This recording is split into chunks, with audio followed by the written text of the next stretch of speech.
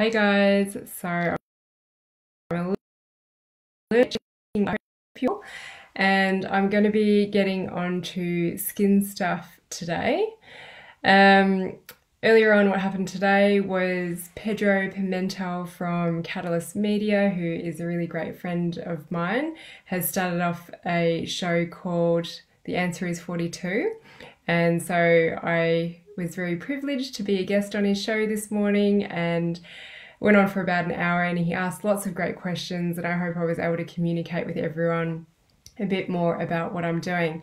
So let me know. It's cool. There's a couple of you live on now if you've got any questions, but I'm going to jump into skin, which was something that somebody brought up, and the emotions behind it. And it's definitely something that I can relate to because it's something that I went through when I was younger. So I'll share a bit about that as well. So basically, skin is our biggest organ in our body, and it's a big protector between our internal and our external world. It's what people see. And there can be a lot of emotion around judgment, acceptance, even disgust that can come up. And it can be one of those more challenging issues to deal with because it's not actually that easy to cover up. So my story, which I've touched on a number of times, is my skin issues started when I was 16. They were very minor when I look back at it now. And I remember my first very few pimples on my forehead. And yeah, they were not bad at all. But I remember my mum bringing a lot of attention to them as well.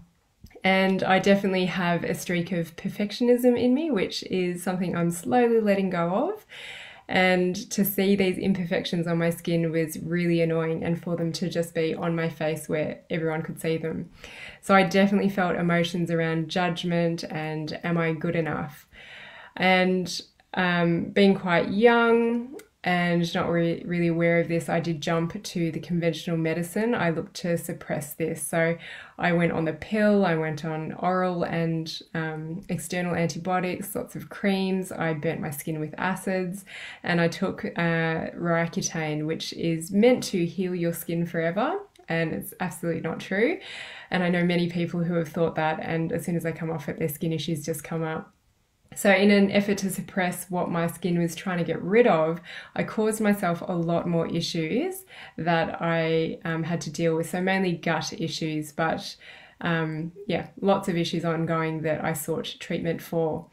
And I just set myself up for a very vicious cycle with skin problems, which in the previous videos you'll know is my weak spot or my barometer. So I can still have skin flare-ups, but I've come to accept them and listen to them. So yeah, every time I came off this medication, my skin would erupt and I didn't like it. I didn't want to deal with it, and I would go back on these things to make it look better again. So I wasn't ready to deal with those things. I wasn't so aware of diet back then and the impact that it could have and the changes that I could make. But what was interesting was I also found myself very controlling of my diet. So being a strict vegan or going on raw diets. And diet, although it's really important and I do put a strong emphasis on it, for me at that time was I was still externalizing. I was still trying to find a solution to fix my skin. So some practical things to consider about skin, acne in particular we're talking about, or pimples. First is environment. So think of the climate and where you are living. So do you actually want to be living where you're living? So where I'm at in Monaco at the moment, I'm surrounded by lakes and mountains, and I love that. Other people will want sunshine and surf. So if you choose to live somewhere where you don't have those things, either you've got to make an effort to have regular trips to those places to find your grounding and get your balance, or you make that sometimes really hard shift to move away from where you are to an environment that supports you better. And I don't think a lot of us put enough emphasis on our environment. So heat and humidity is not great for me. Within 4 weeks in a hot and humid environment, my skin will just explode and let me know that it's not the right place for me. Diet is another thing. So diet is what are the stresses that trigger you to eat certain foods? So actually, is it the food that's causing it, or is it the constant stress that's then driving you to eat the foods that you may know that don't serve you very well? Again, an example to help you understand is dairy and gluten are not great for me. I can eat small amounts of it, but it does expose my very addictive nature. So I get a little taste of it. If my skin doesn't react, I eat loads and loads of it, and then my body just gets overwhelmed. So it's not necessarily the food that's the issue, it's my addictive nature to it. Hormones, so hormonal pimples around the chin was something that got asked earlier. And this is where you'll start to get an understanding of how the physical body is a manifestation of stuff, but we can't just, we might look at the obvious things, but it may have a deeper message. So particularly for women is looking at your hormones. So are your periods regular? Are there deeper hormonal problems? Again, a lot of hormonal issues can be triggered by stress, ongoing stress, drug abuse can be another thing that triggers it. And for people in their teens or early 20s, eating disorders are really common. So again, it may manifest in your skin, but it may come back to deeper issues like what was it that triggered your eating disorder? And there's a lot of stuff that comes up around control and love and support, especially when it happens when you're younger, and a lot around perfectionism as well. You might also need to look at the other elimination systems in your body. So breathing, how is your breathing? Do you breathe up in the chest, or do you breathe nice and deep into your belly?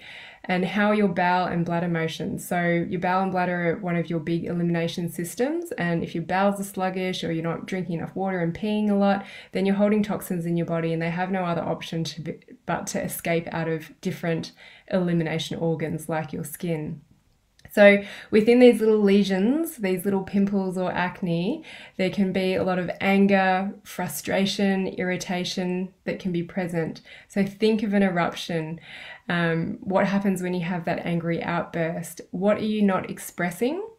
Because often when you start to really express who you are, people will see past your skin issues. And a lot of the time, you know, when you look at other people's skin, you don't see the imperfections. We notice them a lot more on ourselves. So you can see how skin can be giving you signs of other issues that are going on in your body. But if you have looked at all of those things and it is just your skin, then have a think about the irritation, the frustration, what boundaries are being broken, because we're looking at skin, that boundary between your internal and your external world. And that's the main thing that I want you to start thinking when we're talking about skin issues. I will probably drop in tomorrow and start talking about more musculoskeletal things,